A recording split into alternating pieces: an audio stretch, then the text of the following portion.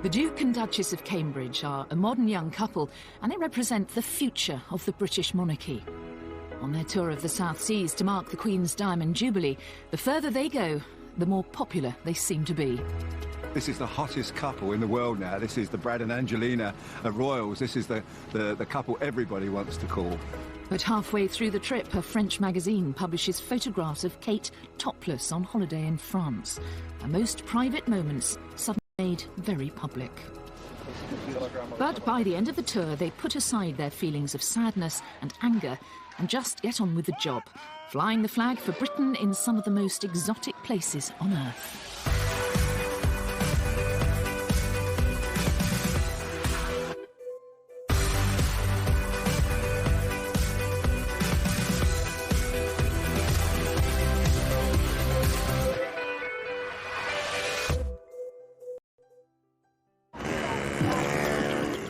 The first stop on William and Kate's South Seas tour will be Singapore. The former British colony has transformed itself into one of the Asian tigers, a bustling, thrusting super city. But Singapore is still a member of the Commonwealth, and the many colonial buildings reaffirm its links to the UK. But while many Singaporeans view this history as a shared heritage, what real connection is there between Singapore and Britain and the British monarchy?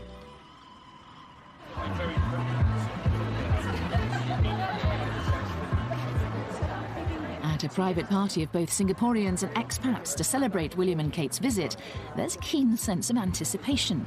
It is good, yes, in a sense, for branding of Singapore. It's like we may be small, but at least we are in a world standing like, okay, the royal family visited us, and that's something that we should be proud of.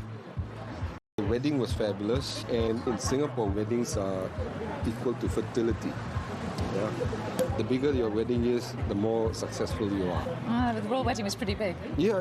So in that sense, you know. I'm really proud. I think. Are you? Yeah, I think Catherine's going to make a wonderful queen. She just comes across as a compassionate, kind person, and I think she's doing the job very well. So she's good for Britain. They are good for Britain. Yeah. Oh, yeah. They're our future.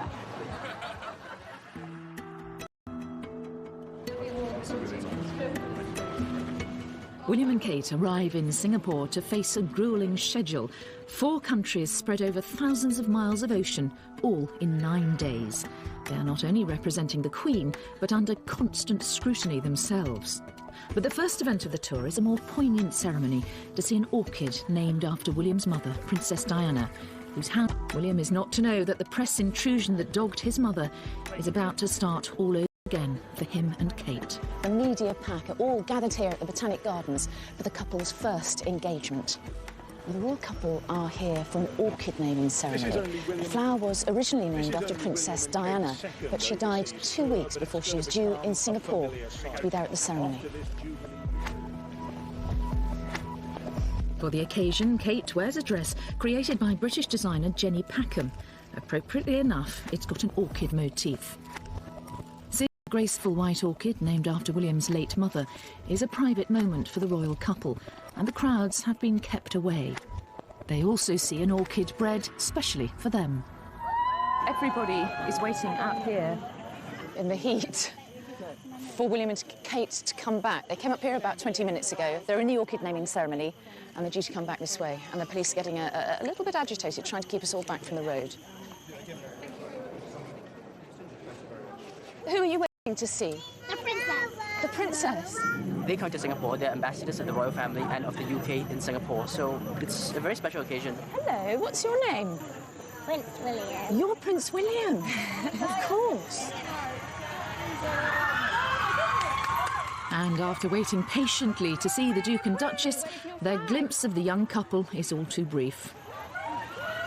Did you wave your flag? Yeah. She was on the other side. Oh, I'm on the way up. You didn't see her? No, not through the window. You look rather hot, Prince William. Did you not get to see them? The Queen first came to Singapore in 1972, and although her tours were more formal then, she's always been keen to meet people wherever she goes. Back in 1972, this was a brand new housing development, and the Queen and the Duke of Edinburgh came here to visit some of the residents. Well, now, 40 years later, I'm here to meet one of them. Thomas Pung was chosen to meet the Queen during that 1972 tour.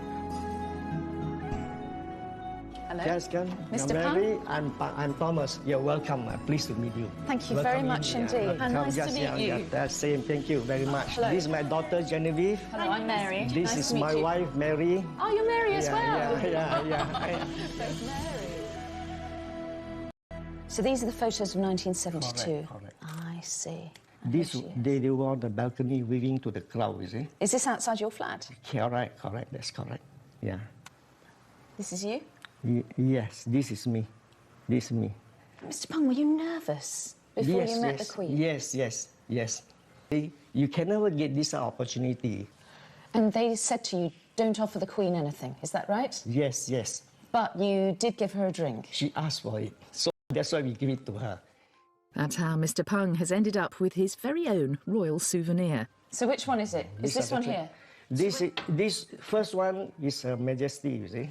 1972, 18th of February. She came back in 2006. She came back to see you again? Correct. That's correct. I think she asked to see you, Mr. Pung. What do you think? I hope so.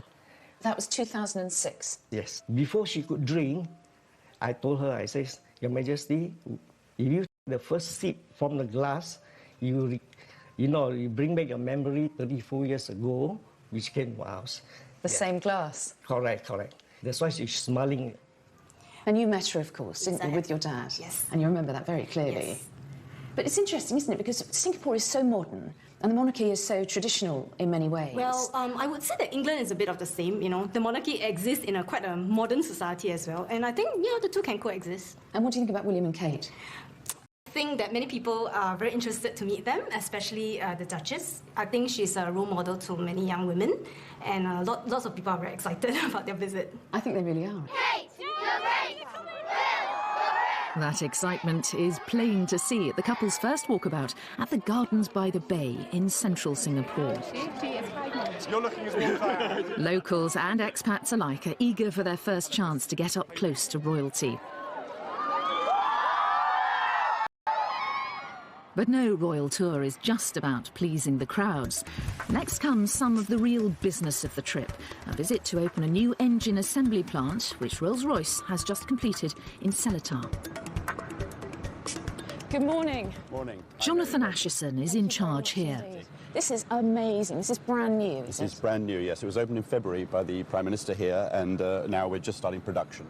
The facility has been built to supply the rapidly growing aerospace industry Far East. The vast majority of the 500 workers here are Singaporeans. Why is this facility in Singapore? Our order book is at about £60 billion, and a large proportion of that, and a growing proportion of that, is from Asia. Our customers have grown here tremendously. It's not about looking less in one place or the other or shifting, it's more about catering for the growth. Today, you've got the Duke and Duchess of Cambridge visiting. How significant is it that it is William and Kate? What is the William and Kate brand? What do they bring to the visit? Oh, I'm one of the managers at Rolls-Royce, so I'm not sure I know, actually, but boy, they certainly have the world's attention.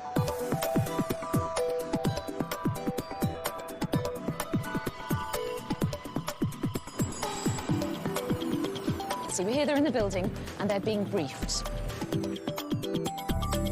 Distinguished guests, important customers and partners, please join me in welcoming their Royal Highnesses to Seletar. There is a tendency amongst some people to think these tours are just froth and bubble. In fact, they're far from that. The popularity of the royal family firstly engenders goodwill, but secondly draws attention yet again to our country and the business and other opportunities that are available there. Here is cutting-edge aerospace technology developed by one of the United Kingdom's great global companies. I know that Rolls-Royce sets as its standard that it should be trusted to deliver excellence. There can be no doubt that Seletar will deliver exactly that. Thank you. 3, 2, 1.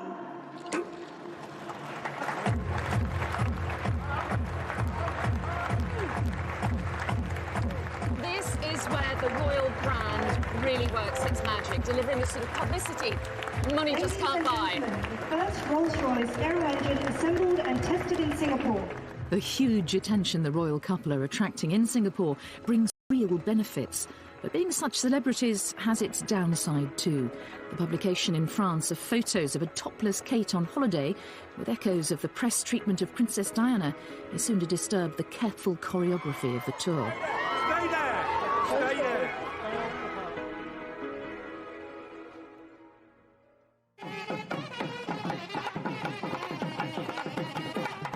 William and Kate's tour of the South Seas is providing them with an opportunity to see some of Singapore's cultural variety.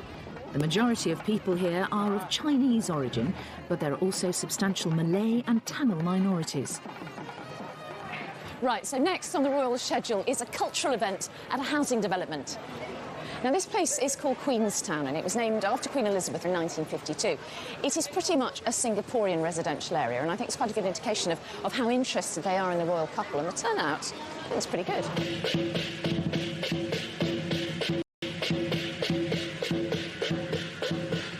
Tell me, why are you here to see William and Kate today? Because it's modern Singapore now. Why do you care about the royal family now? Why do we care? Yeah, why do you care? He's a very charming prince. He's a very charming prince and so escaped, so beautiful After all, lady. we were a British colony before. Yeah, right. Yep.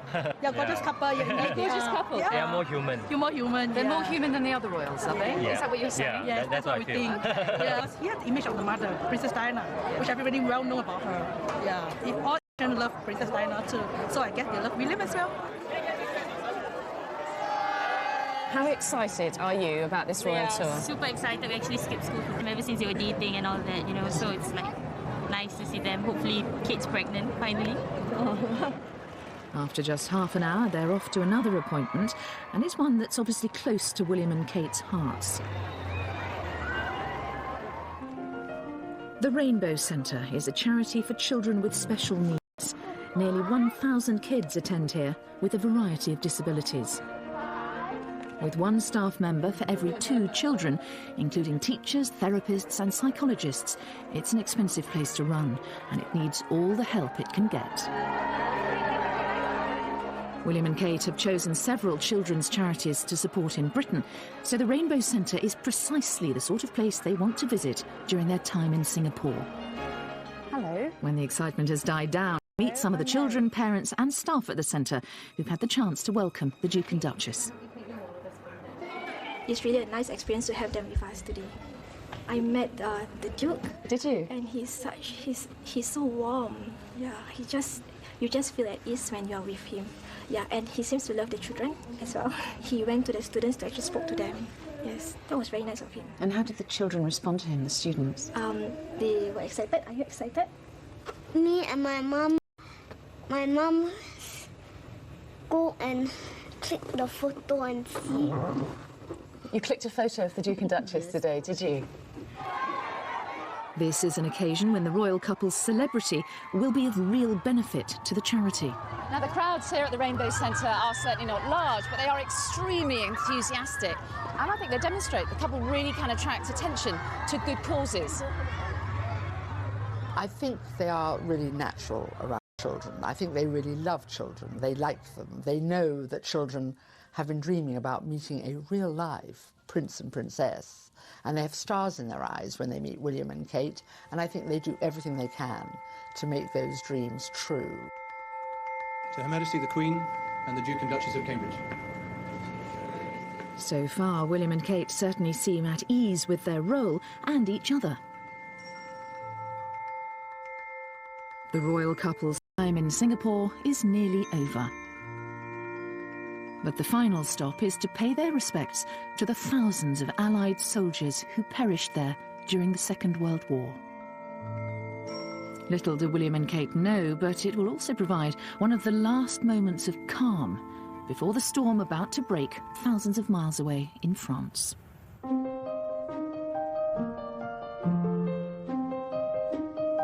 Two hours later, William and Kate land in Malaysia, and they're back in the spotlight. Queen and the modern royal family have grown up with the Commonwealth. It's immensely valuable to Great Britain. So far, the tour's all been going according to plan, but not for long. It's while the couple are in Malaysia that they will face their biggest test yet.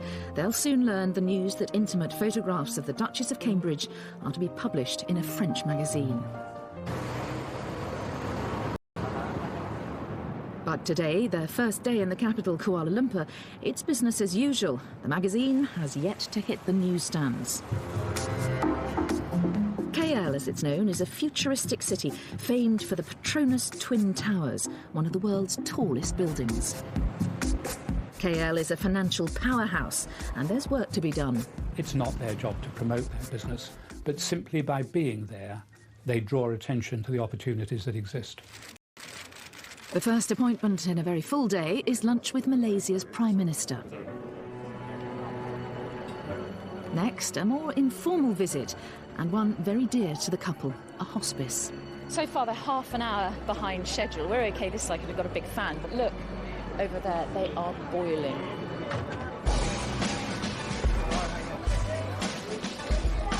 But for staff and patients at the hospice, it's all worth the wait. From its simple beginnings with one nurse and 2 volunteer doctors, the charity has grown to be the largest hospice in Malaysia, with 16,000 patient referrals last year. One of them is Mrs. Choi, who has lung cancer. When I was alone at home, I was thinking, oh, cancer. Then, no, you come to this centre, you find out that there are people worse off than you. You're not the only one. There are people worse off than you. Look at that. This visit creates, hopefully, a huge amount of awareness. I hope that people will be asking, why are they doing a visit to hospice? What is it? I hope that conversations will start to take place. With their up-close and personal style, the couple are putting their stamp on this tour. Kate's tenderness is reminiscent of Princess Diana, and from the reaction, it's clear that she has connected with the patients and touched the hearts of those she's meeting. She was very kind to me. She was very beautiful. 15-year-old Zakwan Anur may have only a short time to live. He's postponed a blood transfusion just so he can meet the Duchess. I think that's one chance in a lifetime. She's very kind, and I see that she likes children. Zakwan turned 15 just 2 days ago. His mother says that meeting the Duchess has given him such a boost. It's as if his leukemia... Sign anything. And she said he was brave and he was handsome and his face lit up. Magical moment. High position people, they are very busy, but she spent time. I'm very, very, very, very happy. I can't believe I met her. Kate chooses which charities to support with great care. And back in the UK, one of those is a children's hospice. She specifically asked to visit Hospice Malaysia while she's in Kuala Lumpur. It's here that Kate gives only her second speech since becoming Duchess of Cambridge, and her first one abroad. This is a very special place, and so much is already being achieved. It has been wonderful meeting the patients, families, and all the staff here. You have given us the most wonderful welcome. If she's feeling nervous, Kate certainly doesn't show it. Thank you again for inviting us here, and all the very best to this exciting new initiative. Thank you. You know, she's good at her job. I would never criticise this girl. I mean, she's come into it as, you know, and it's a tough job being a member of the royal family, but, you know, the best part she's brilliant at, and that is with children and people who are not very well. She just seems to give her whole self to them. This girl is really falling into the job, but, you know, the attention she gets, you know, it's incredible.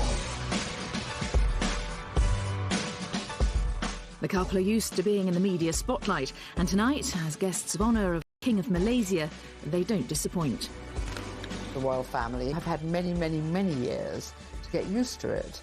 And here is Catherine, who, you know, 2 years ago was still, as it were, a commoner, one of us, handling it as if she'd been doing it all her life.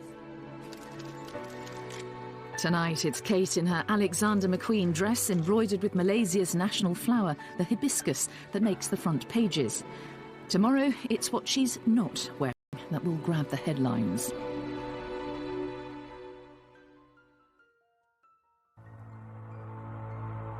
It's a big day in Kuala Lumpur, and it begins with a visit to a mosque.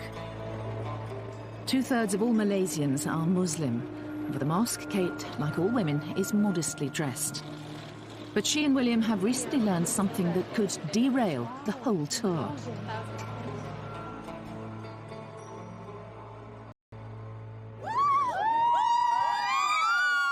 Unknown to the thousands at the Royal Walkabout in Central Park, back home news is breaking that a French magazine is about to publish photos of Kate topless on holiday in France.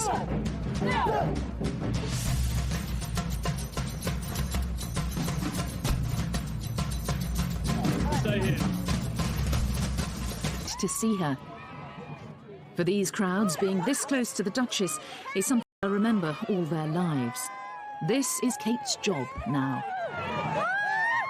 She took your flower! You look like you're going to cry! I called out her and she turned around! I think that it'll bring a really big deal to Malaysia, that, you know, it's like the royal people of England actually coming to Malaysia. That's a really big honor to Malaysia, bring really great honor. Love William and Kate, and they're the best couple. Long live William and Kate. The royal family will see that down that very slim body, there's a rod of steel going down through her spine where she can think, I'm not going to think about it. I'm going to do exactly what I would have done before these photographs were discovered. I am going to behave as the Queen would want me to. And I think that has probably reassured the royal family, whatever may be thrown at them, and who knows what will, she'll cope.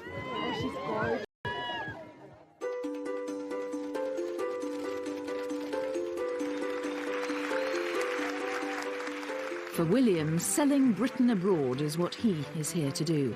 Malaysia is an important emerging global market. My grandmother told me that Malaysia would provide us with some wonderful experiences and unforgettable memories. And so indeed it has proved. The Star is Malaysia's largest circulation tabloid. At today's editorial meeting, there's plenty to discuss. Look at the expression, the face. But here, it's the tour itself that makes the front page. There is a lot of interest in the royal, especially the British royal family in this country. Some aspects, yes, but because it's such an important visit by such popular royals, that's why we put it on the front page. Today we've got emerging the story about the topless photos. What would be your attitude as a media outlet to those, do you think? We will run the topless stories because it is news, but we'll focus on what they've done here. We are very protective of our own royalty here, and there's some cultural, even religious sensitivity. In newsrooms back in London, things couldn't be more different. And for the royal family, the parallels with what happened to Diana are all too clear. There is fury at the palace, statements saying they are genuinely angry at the invasion of privacy, but throughout it all, the Duchess has to remain at all times composed. A Jubilee tea party for local celebrities is a welcome distraction, and the only photographers here are here by invitation. She was telling me that this is her first trip so far in the East. I think she hasn't been in this part of the world before. They are such a lovely couple. You set a great example. You know, I'm always against anyone that invades privacy. And why do you want to embarrass it? Of the photographs, the Duke and Duchess have been spared the excesses of the paparazzi. The fear is that this will encourage more invasions of their privacy. William and Kate can only hope that they can put the incident behind them. They're heading for Sabah in Malaysian Borneo. After the hustle and bustle of two modern cities, and above all the storm over the photographs, the peace and tranquility of the Borneo rainforest must come as a welcome relief. Economies may be thriving in the Far East, but at a cost. Rainforests in Malaysia's Sabah district are being cut down, threatening an entire ecosystem. Looking much more relaxed and cheerful than the previous day, William and Kate arrive at Danam Valley, a conservation area covering nearly 200 square miles. The couple both have a long-standing interest in this kind of project, and research here into the impact of deforestation is funded by the Royal Society, of which the Duke is a fellow.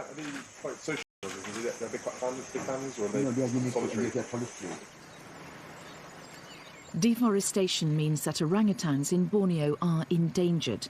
The royal couple's visit is crucial in highlighting to a global audience the plight of the valley and rainforests in general. It will raise awareness of the existence of conservation efforts in Sabah, and also how important it is to conserve what you have left.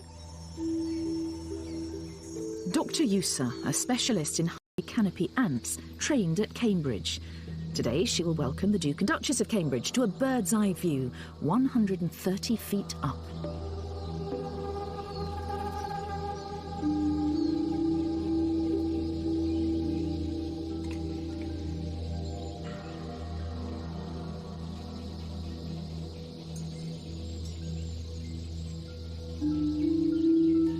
Both William's father and grandfather are vocal advocates of conservation. William and Kate are keen to carry on this very royal tradition. They savour their time here because soon this period of quiet contemplation will be over.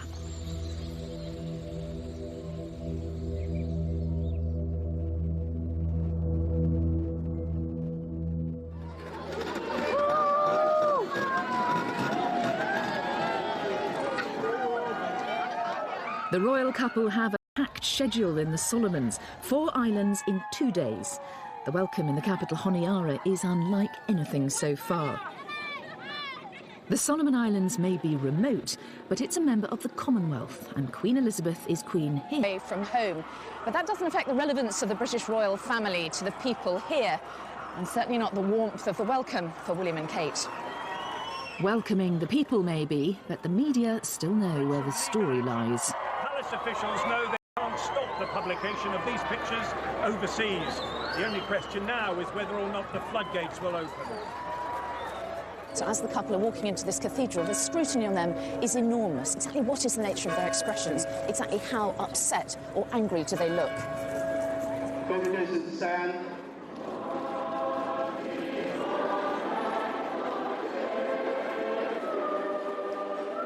I think what is really, really sad about this is the timing of, in a really great Jubilee year, the Queen was so pleased with the younger generation of royals, so happy that they were picking up the mantle. You know, William and Kate are the future, and this has really, really soured that, I think. And whatever the rights and wrongs of it, anything that dents the dignity of the royal family in the end is bad for it as an institution. Yet none of this seems to matter to the thousands spilling out of St Barnabas Cathedral.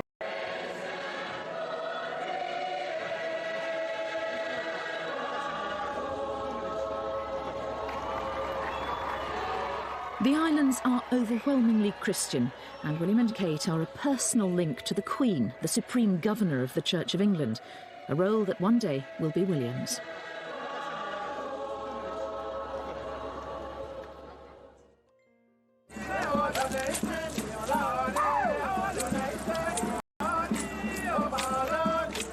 On day 2 of the Solomon Islands visit, the couple are due to experience some island culture.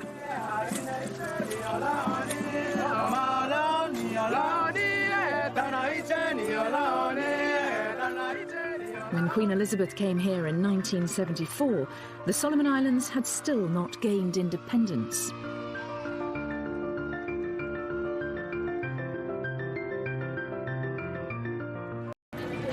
Do you remember when the Queen Elizabeth came here? Yeah, I was a student, and I actually shook her hand. Yes, we were standing and she came in, sort of, and I can still remember.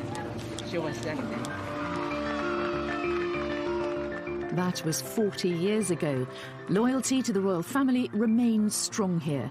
The media frenzy in Europe seems a long way away. What do you think? I think it's unfair. They should just leave them alone and, you know, let them do it. Show what they want to do. It's not nice at all. They're also ordinary people. They have to have privacy, and it's a shame that, you know, those magazines were, you know, showing those photos. That's the moment.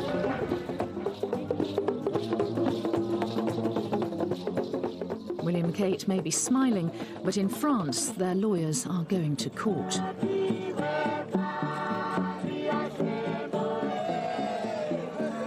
One enduring link between the islands and the UK was forged by William's grandfather. 200 young people here are involved in the Duke of Edinburgh's International Awards scheme, and Prince William gives out gold awards to participants in person. The visit of not only a prince, but the president of the Football Association is roundly applauded.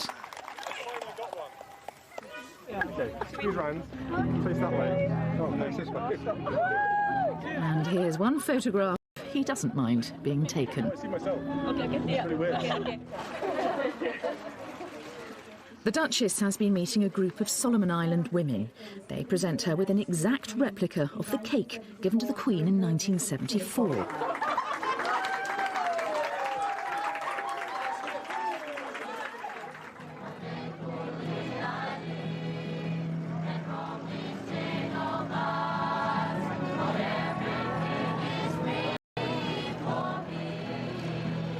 The island of Marau is a short flight away. The press photographers are there ahead of the royal couple and have already made the connection with the story of the week.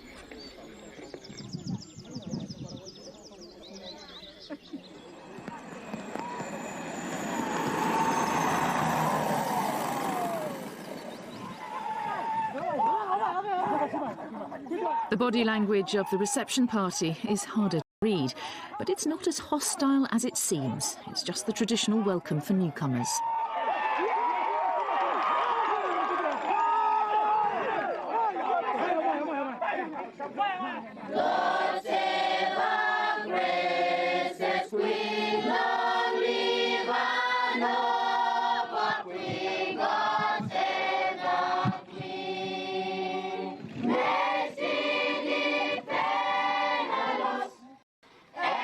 And it's easy to get caught out by the local version of the national anthem.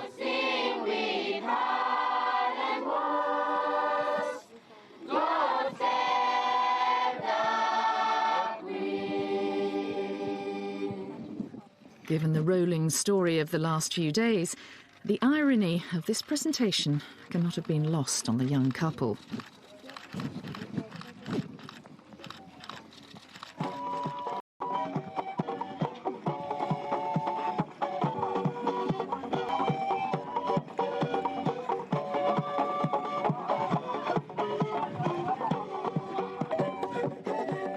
The 1,000 Solomon Islands are scattered over a huge area of ocean. William and Kate are visiting just 4. Your presence here today is indeed very special to us, as we are proud of the legacy, once as a protectorate of Great Britain, and to have you in person as next in line to the throne setting foot on our own soil this afternoon. A traditional war canoe transports William and Kate to the idyllic island of Tavanapupu, where they can spend some time alone. For one night, at last, they'll have the privacy they were denied in France. The South Seas, it seems, are working their magic. He was really furious as we left Kuala Lumpur, and now it's just incredible. He's just so happy, and Kate as well. They've just got back to the old partnership, sparking off each other and enjoying it, and letting the people see that they're enjoying it. You know, when you think the pain that she's been through this week, never believe this woman is able to sort of put that somewhere in her brain and then get on with representing Great Britain. Brilliant. Back in the capital, local radio is preparing to say goodbye. This color boat, but the color come decorated one, or what is special about? I'm meeting Bart Bassier and his team, getting ready to report on the Duke and Duchess's departure to the final stop of the tour.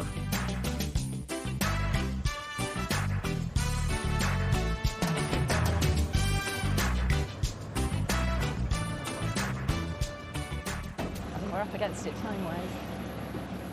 Have you missed them, Bart? No. No? There's no television station on the island, so it's down to the national radio broadcaster to report this big story on their mobile phones. So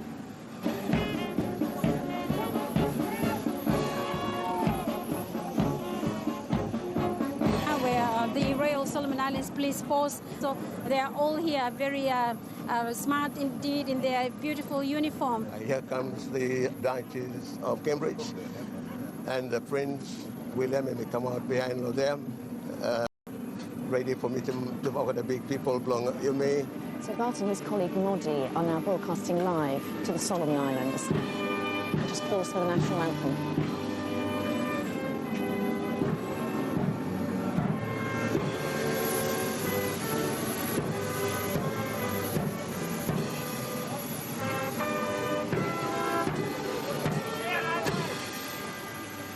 One of the overseas reporters is also here with us. Mary Nightingale, and I'm from ITV in Great Britain, and we're here to follow the tour of the Duke and Duchess as they visit the Solomon Islands. And we started in Singapore, we came to Malaysia, and then we arrived in the Solomon Islands, and it's wonderful to be here. At this point in time, and before they go up plane, two fellows just stand up and pose for some pictures. Look at all the people up there. The turnout here is amazing. William and Kate are on their way to one of the smallest and most remote nations in the world.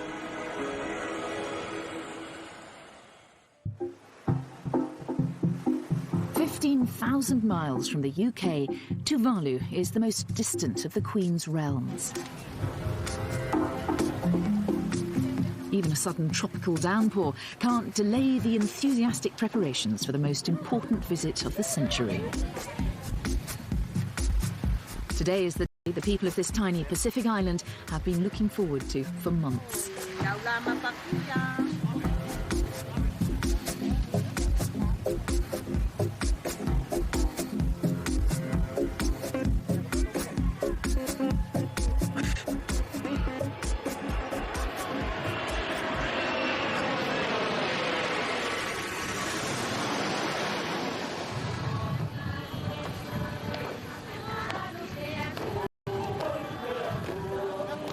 The last royal visit was in 1982.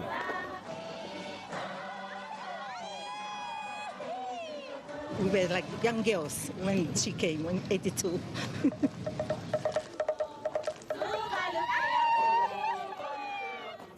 Everybody's excited about this visit. It's a lifetime opportunity to host the royal family. Paparazzi photographs and legal action seem a world away. Looking relaxed and happy, William and Kate are eager to embrace what Tuvalu has to offer. And it's like nothing they've seen before.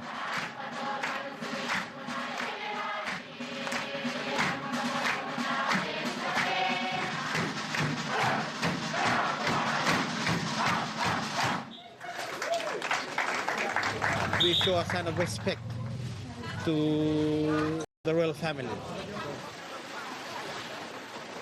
They only have a short time on this tiny island, and there's a lot to cram in to give them a taste of local life.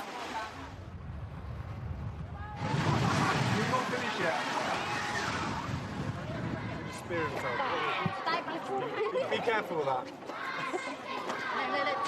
It's good to eat, is it? Yes. A royal visit is a massive boost for a country like Tuvalu, helping to raise its profile across the world. The importance of the visits is strengthening our ties, historical ties that we already enjoyed over the past years. It brings our people together. However remote these islands are, they're not immune from global environmental threats. Rising sea levels pose a real danger to their survival. Experts warn they could simply disappear beneath the waves. A lot of Tuvaluans are scared, and some of them have moved on, and knowing that there is no future for their children or their grandchildren here. Iafata Pianiu is a captain in the Tuvalu Navy. He's known the sea all his life. We can see a lot of changes in the weather. Normally we don't have strong wind. We are experiencing that now. Preserving the islands for the next generation is a priority. But today, all that next generation wants is to meet a real-life prince and princess.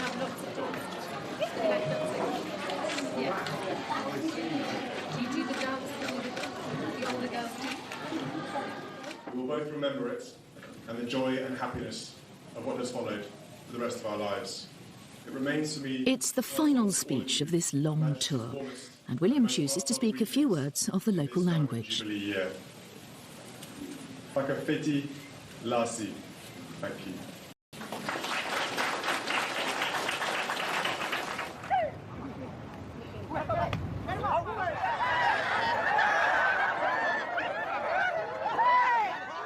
There's time for a quick game of volleyball. But if you're going to do things the Tuvaluan way, it can only mean one thing.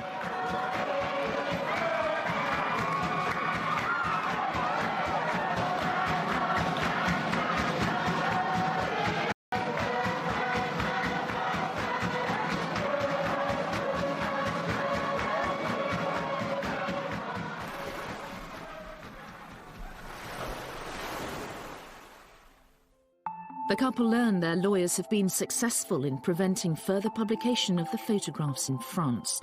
A small victory, but it may not be enough to prevent the ongoing erosion of their privacy. This has undoubtedly been a challenging tour for the Duke and Duchess of Cambridge. 25,000 miles in 9 days to the furthest reaches of the Commonwealth.